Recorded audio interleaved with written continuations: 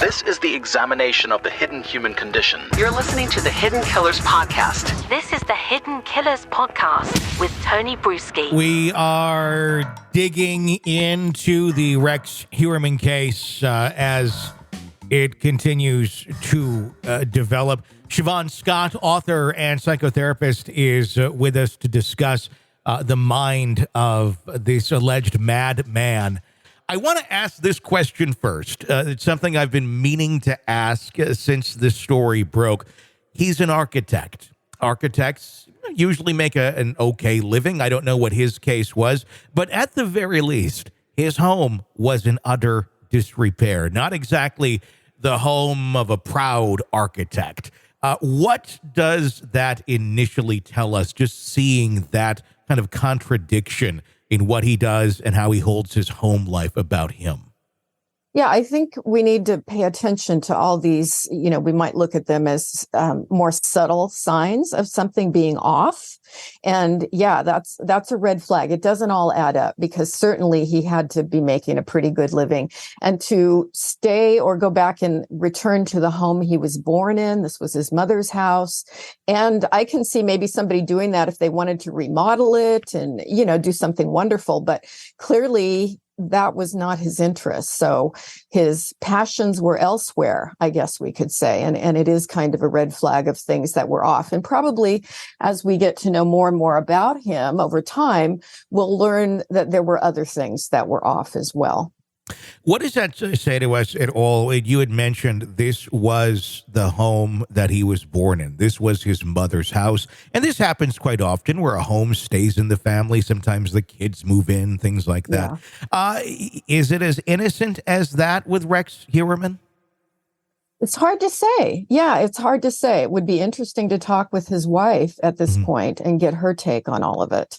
We've been seeing them not only go through the home, but it looks like they're now excavating parts of the yard and finding large pits, a room that we've now heard of being soundproof.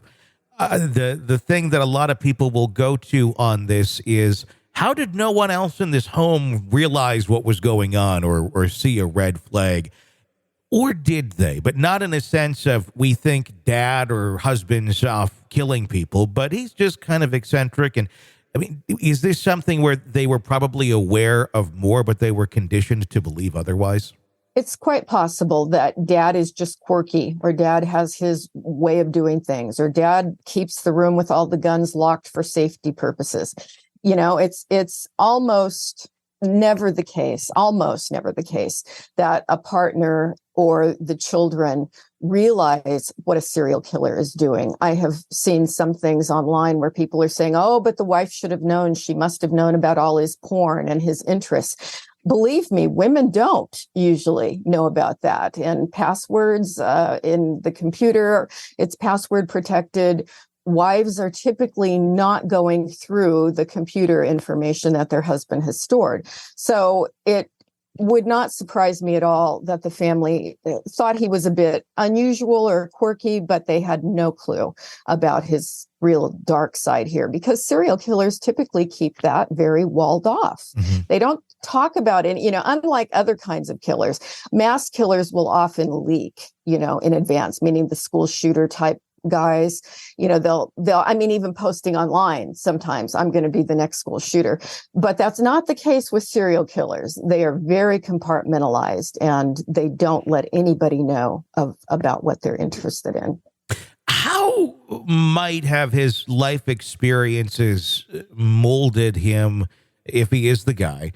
We'll just play along and assume that he is, for the argument's sake. To become someone like this, to target specifically sex workers, to treat them with such degrading levels, and a lot of people do that. Does not make it right, but he almost seemed, if in fact he did these things and killed them, what does that tell us about how he got there? Let's take a step before he was meeting up with the sex workers. What goes on in one's life to have such hate or angst against someone who does that, and then solicit the services, but then want to end their lives at the same time? Yeah, it's really about power, control, and sadism, and we would love to know what is the formula that creates a serial killer. Because, when you look at the population at large, there aren't very many of them. Fortunately, it doesn't happen that often, although we do seem to every so often have another one that we find out about. So we'll never maybe know how many there truly are, because obviously if they're doing this in secret and very effectively, they may not ever get caught. So we don't really know. But it's hard to say, what is it about their past that could make them do this? Obviously, a lot of anger at women. Were they humiliated by women in some way in the past? Sometimes we can find that, but certainly not always. Did some of them have terrible mothers? Sometimes, but certainly not always.